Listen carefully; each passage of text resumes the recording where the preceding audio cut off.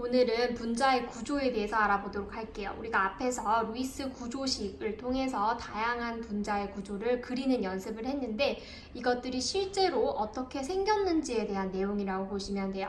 이 분자의 구조를 알기 위해서는요, 한 가지 이론이 나오는데 그 이론을 전자쌍 반발 이론이라고 합니다. 교과서 138쪽에 나와 있고요. 전자쌍 반발 이론 하나만 알면 구조를 예측할 수가 있어요. 전자쌍들이 서로 반발하도록 그려주시면 된다라는 얘기인데, 정리를 해보면 공유 전자쌍 그리고 비공유 전자쌍들은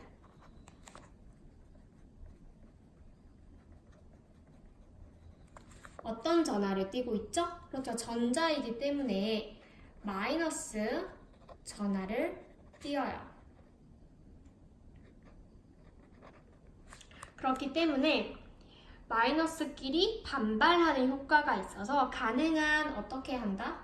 멀리 떨어지고 싶어 한다라는 거예요.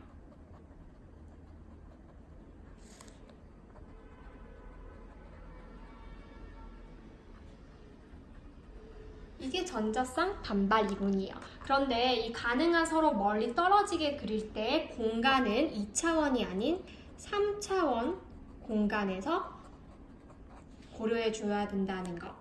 그리고 이제 전자쌍 간의 반발에는 세 가지 종류가 있을 수 있죠.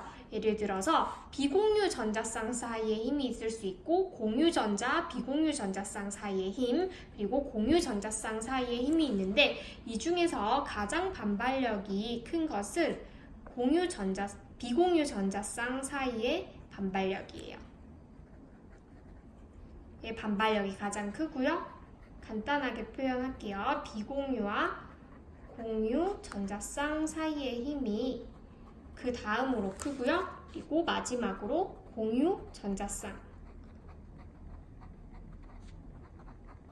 사이의 힘의 반발력이 가장 적어요. 그 이유는 비공유 전자쌍의 경우에는 결합에 참여를 하지 않기 때문에 해당하는 원자 주변의 분포도가 훨씬 더 조밀하게 되어 있어요. 그렇기 때문에 반발하는 힘이 훨씬 더 클 수밖에 없겠죠. 그러면 이 이론들을 가지고 우리가 앞에서 배운 분자들을 분류를 좀 해볼 건데, 어떤 식으로 분류를 하는 거냐면 중심 원자 주변에 전자쌍 수로 분류를 해볼 거예요. 중심 원자 주변에 비공유든 공유든 전자쌍이 2개인 것, 3개인 것, 4개인 것으로 한번 분류를 해보도록 할게요. 자, 여기 그림을 보시면 이제 우리가 할 대체적인 모양이 나와 있는데, 중심 원자 주변에 전자쌍이 일단 공유 전자쌍을 위주로 봤을 때 2개인 경우는 모양이 이렇게 됩니다. 3차원 공간에서 중심 원자를 주변으로 2개의 전자쌍이 있을 때 가장 멀리 떨어져 있으려면, 그렇죠, 이렇게 직선이 되어야겠죠. 그래서 이러한 모양을 앞으로 우리는 직선형이라고 부를 거예요. 이것을 분자 구조의 명칭이라고 보시면 돼요. 자, 그리고 중심 원자를 주변으로 했을 때 전자쌍이 3개가 있을 때, 3개가 있을 때 가능한 가장 멀어지기 위해서는, 그렇죠, 이렇게 삼각형이 되면 되겠죠. 그래서 이 경우에는 구조를 평면 삼각형이라고 합니다. 정해진 명칭이기 때문에 그냥 삼각형이라고 하지 않고 평면 삼각형이라고 꼭 불러주셔야 합니다. 그리고 마지막으로 4개인 경우를 한번 보면 그림이 조금 어려울 수 있는데, 이 풍선 그림을 참고해서 이 모형을 떠올리시면 되는데, 보통 우리가 4개가 가장 멀리 떨어지기 위해서 2차원 공간에서 생각을 하면 이렇게 90도를 이루는 경우를 생각을 할 수 있죠. 그런데 90도보다 훨씬 더 멀어질 수 있는 경우들이 3차원 공간에서는 최대 이 도형의 이름이 정사면체가 됩니다. 정삼각형 4개로 이루어진 도형을 떠올리시면 되고, 중심 원자는 그 무게 중심에 위치하고 있겠죠. 그래서 이러한 형태를 정사면체 구조라고 볼 수 있어요. 이 정사면체가 잘 떠오르지 않는다면 정육면체에 중심에 원자가 있고요. 중심 원자가 있고 나머지 주변 원자들이 이렇게 꼭지점을 크로스 되게 차지하도록 되었을 때 정사면체 구조가 됩니다.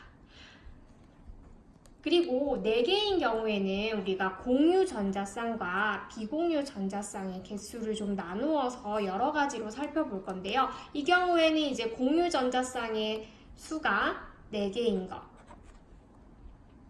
이 앞에서는 모두 공유 전자쌍이고요. 그리고 공유 전자쌍이 3개이면서 비공유 전자쌍이 하나인 것.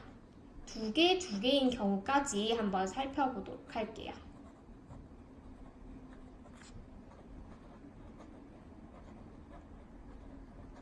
앞에서 그려봤던 구조들 중에서 똑같이 중심 원자가 있고 3개의 공유 전자쌍이 있고 나머지 하나가 비공유인 경우가 하나 있었는데 암모니아 기억나죠? 암모니아가 이런 형태가 되죠.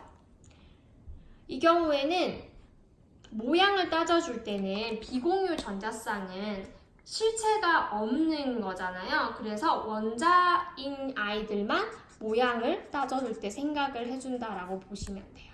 그래서 이 끝에 있는 3개의 원자와 중심에 있는 원자들의 모양을 살펴보면 아래쪽이 삼각형이 되면서 뿔 형태를 하고 있기 때문에 삼각뿔형이라고 합니다.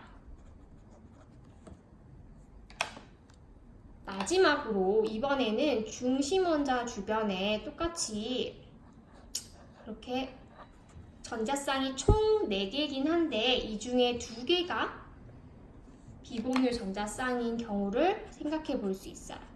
이때에는 나머지 3개의 원자로 모양을 결정해야겠죠. 이러한 형태는 이렇게 꺾어져 있다라고 해서 구분형이라고 부릅니다. 대표적으로 물 같은 것들이 여기에 해당하죠. 자, 그러면 여기서 한 가지 결합각을 알아야 되는데요. 결합각은요, 중심 원자와 주변 원자 3개 사이의 각도를 의미합니다. 그럼 직선형에서는 각도가 그렇죠, 180도이고요. 평면 삼각형에서는요, 120도일 거고요. 정사면체 같은 경우에는 아까 그렸던 이 모양에서 삼각함수를 이용해서 구해주면요, 최대 109.5도까지 90도보다 훨씬 더 멀리 떨어질 수 있죠. 그리고 삼각뿔형 같은 경우에는 이 사이의 각도가 모두 107도가 됩니다. 그리고 구분형의 경우에는 104.5도가 됩니다. 자, 전체적인 틀은 비슷한데 각도가 점점 줄어들고 있죠. 109.5도에서 107도, 107도보다 훨씬 더 작은 104.5도로 점점 줄어들고 있는데 점점 줄어드는 이유는 위에서 얘기했던 이 반발력의 차이 때문이에요. 비공유 전자쌍이 밀어내는 힘이 훨씬 더 크기 때문에 이 힘이 가장 크죠. 이게 1번 힘에 해당한다면 비공유와 공유 사이가 2번 힘에 해당하고요. 나머지들이 3번 힘에 해당하는 거예요. 그런 이유에서 각도가 이렇게 줄어드는 것까지 한번 봐오시면 이제 수업 시간에 다뤘던 분자들을 이 형태에 한번 분류시켜 볼 거예요. 그래서 마지막 줄은 일단 비워서 오시면 될 것 같아요.